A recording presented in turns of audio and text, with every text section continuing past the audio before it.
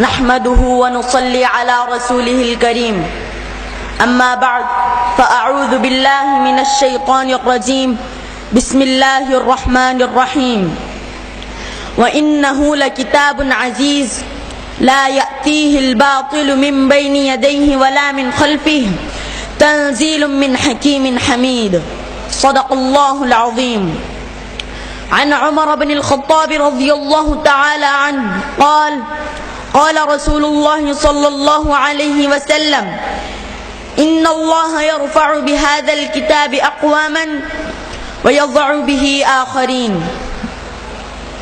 محترم صدر جلسہ، مہمانان خصوصی، معزز سامعین کرام، السلام علیکم ورحمۃ اللہ وبرکاتہ. آج کے اس عظیم الشان جلسہ دستار بندی میں میری تقریر کا عنوان ہے قرآن کا تعارف، قرآن کی زبانی. محترم سامعین کرام، قرآن حکیم دنیا کی عظیم ترین کتاب بھی ہے اور مظلوم ترین کتاب بھی ہے. دنیا کی کسی شخصیت پر، کسی قوم پر، کسی کتاب پر اتنا ظلم نہیں ہوا ہوگا جتنا ظلم خود مسلمانوں نے قرآن حکیم پر کیا ہے.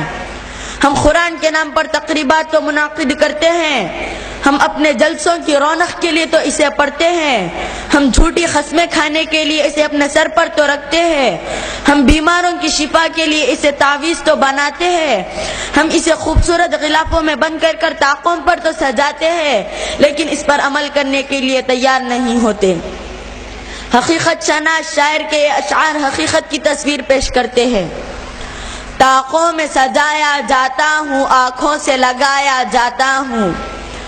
طاقوں میں سجایا جاتا ہوں، آنکھوں سے لگایا جاتا ہوں. تعویذ بنایا جاتا ہوں، دھو دھو کے پلایا جاتا ہوں. جب قول و قسم لینے کے لیے تکرار کی نوبت آتی ہے، جب قول و قسم لینے کے لیے تکرار کی نوبت آتی ہے، پھر میری ضرورت پڑتی ہے، ہاتھوں پہ اٹھایا جاتا ہوں. کس بزم میں میرا ذکر نہیں، کس عرس میں میری دھوم نہیں. کس بزم میں میرا ذکر نہیں، کس عرس میں میری دھوم نہیں. پھر بھی میں اکیلا رہتا ہوں، مجھ سا بھی کوئی مظلوم نہیں. عزیزان محترم، میں جب قرآن سے اس کی خصوصیات اور صفات کے بارے میں سوال کرتا ہوں تو قرآن کریم مجھے اپنی سب سے پہلی خصوصیت یہ بتاتا ہے کہ میں ایسا کلام ہوں جو ہر قسم کے شک و شبہ سے بالاتر ہے. میری ہر صورت، ہر آیت، ہر لفظ، ہر حکم، ہر خبر، ہر پیشن گوئی قطعی اور یقینی ہے.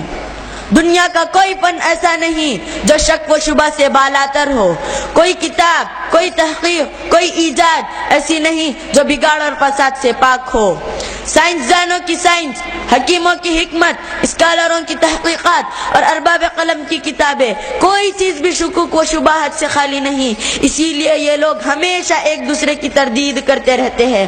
لیکن اللہ کا کلام ہر قسم کے شک و شبہ سے خالی ہے، اسے تردید کا کوئی ڈر نہیں. قرآن کا سب سے پہلا اعلان یہی ہے، ذالک الکتاب لا ریب فیہ، یہ ایسی کتاب ہے جس میں شک کی گنجائش ہی نہیں. معزز سامعین، میں یہ بتلا رہا تھا کہ قرآن اپنا تعارف خود پیش کرتا ہے، وہ اپنا مقصد نزول اور اپنی خصوصیات اور اوصاف خود پیش کرتا ہے. اگر آپ قرآن سے پوچھے کہ تو کس مہینے میں نازل ہوا تو وہ بتلاتا ہے شہر رمضان الذی انزل فیہ القرآن، ماہ رمضان وہ مہینہ ہے جس میں قرآن اتارا گیا. اگر پوچھے کہ کس رات میں نازل ہوا تو وہ بتلاتا ہے انا انزلناہ فی لیلۃ القدر، بے شک ہم نے اس کو لیلۃ القدر میں نازل کیا ہے. اگر پوچھے کہ کدھر نازل ہوا تو وہ بتلاتا ہے فَإِنَّهُ نَزَّلَهُ عَلَىٰ قَلْبِكَ بِإِذْنِ اللَّهِ، اس نے تو اس قرآن کو اللہ کے حکم سے آپ کے دل پر اتارا ہے. اگر پوچھے کہ تجھے لے کر کون آیا تو وہ بتلاتا ہے قُلْ نَزَّلَهُ رُوحُ الْقُدُسِ، کہہ دو کہ روح القدس حضرت جبرائیل علیہ السلام اسے لے کر آئے ہیں. اگر پوچھے کہ جبرائیل کون ہے تو وہ بتلاتا ہے ذی قوۃ عند ذی العرش مکین مطاع ثم امین، بڑی قوت والا، صاحب عرش کے نزدیک مرتبے والا، جس کا کہا مانا گیا اور اس کے علاوہ وہ امانت دار بھی ہے. اگر پوچھے کہ کس کی طرف سے نازل ہوا تو وہ بتلاتا ہے تنزیل من الرحمن الرحیم، یہ نازل کردہ ہے شفیق مہربان کی طرف سے۔ اگر پوچھے کہ کس زبان میں نازل ہوا تو وہ بتلاتا ہے بلسان عربی مبین، کھول کر بیان کرنے والی عربی زبان میں نازل ہوا ہے۔ اگر پوچھے کہ تیرا مقصد نزول کیا ہے تو وہ جواب دیتا ہے ھدی للناس، میں تمام لوگوں کے لیے ہدایت کا ذریعہ ہوں۔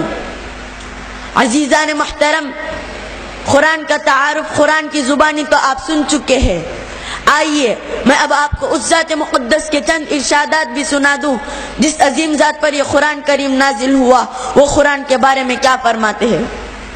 حضرت عمر بن خطاب رضی اللہ تعالی عنہ فرماتے ہیں کہ رسول اللہ صلی اللہ علیہ وسلم نے فرمایا ان اللہ یرفع بهذا الكتاب اقواما ویضع به آخرین، اس کلام کی وجہ سے رب کریم بعض لوگوں کو رفعت اور عظمت عطا فرماتے ہیں اور بعض لوگوں کو پستیوں اور ذلتوں میں پھینک دیتے ہیں۔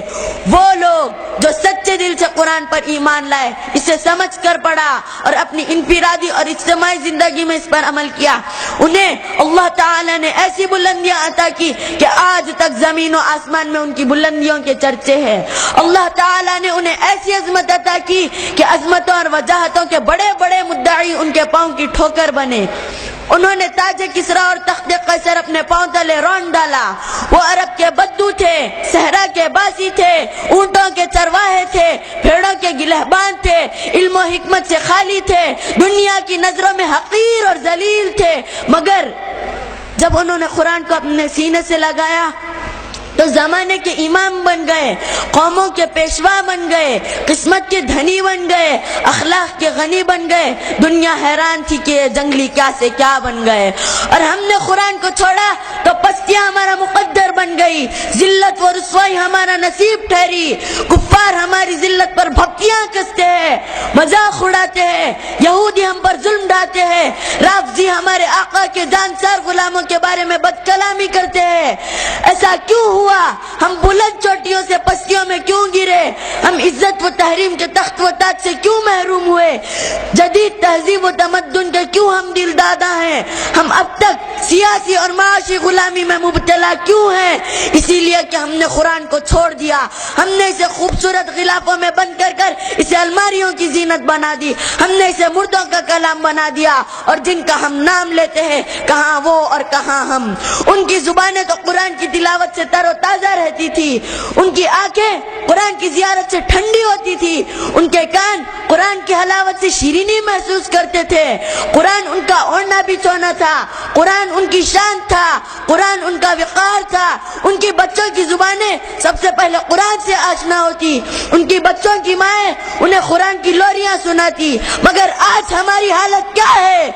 ہمارے نوجوانوں کے ہاتھوں میں ہارمونیم اور سارنگیاں ہیں، ان کی زبانوں پر فحش گانے کے بول ہے، ان کی آنکھوں کو عریانیت سے ٹھنڈک ملتی ہے، ان کے کان مشرقی اور مغربی موسیقی میں حلاوت محسوس کرتے ہیں، فلمیں ان کا اوڑھنا بچھونا ہے۔ ہمارے بچوں کی زبانیں سب سے پہلے گانوں اور گالیوں سے آشنا ہوتی ہے، ہمارے بچوں کی مائیں اپنے بچوں کو کلمے اور دعائیں سکھانے کی بجائے ڈسکو ڈانس سکھانے میں فخر محسوس کرتی ہے۔ لیکن جن بزرگوں کی طرف ہماری نسبت ہے وہ دنیا کی عیش پرستی اور لہو و لعب سے تو متاثر نہیں ہوتے تھے، لیکن کلام اللہ سے خوب متاثر ہوتے تھے۔ وہ معزز تھے زمانے میں مسلمان ہو کر، وہ معزز تھے زمانے میں مسلمان ہو کر، اور ہم خار ہوئے تاریخ قرآن ہو کر۔ ہم نے قرآن کو چھوڑا، انقلاب برپا کر سکتے ہیں اور اپنی کھوئی ہوئی عزت اور وقار بحال کر سکتے ہیں۔ قرآن کے اندر ایسی تاثیر ہے کہ حامل قرآن اور حافظ قرآن کو فائر پروف بنا دیتا ہے، اسے جہنم کی آگ اثر نہیں کر سکتی۔ مسلمانوں، قرآن مقدس کو نازل کرنے والے کی قسم، جس معاشرے میں قرآن کی حکمرانی ہوگی وہ معاشرہ بے مثال ہوگا، جس ملک میں قرآن کا نظام ہوگا وہ ملک بے مثال ہوگا۔ اگر تم بھی بے مثال بننا چاہتے ہو تو قرآن کو اپنا لو، اسے اپنے سینے سے لگا لو، روحوں کو چمکا لو۔ للہ قرآن کو پڑھنے سمجھنے اور حفظ کرنے کے لیے کچھ وقت نکالیے. ہر محلہ ہر مسجد میں درس قرآن کے حلقے قائم کیجیے. اپنے واعظوں اور خطیبوں کو مجبور کیجیے کہ وہ آپ کو بے بنیاد کہانیاں سنانے کی بجائے آپ کو قرآن اور سنت سنائے اور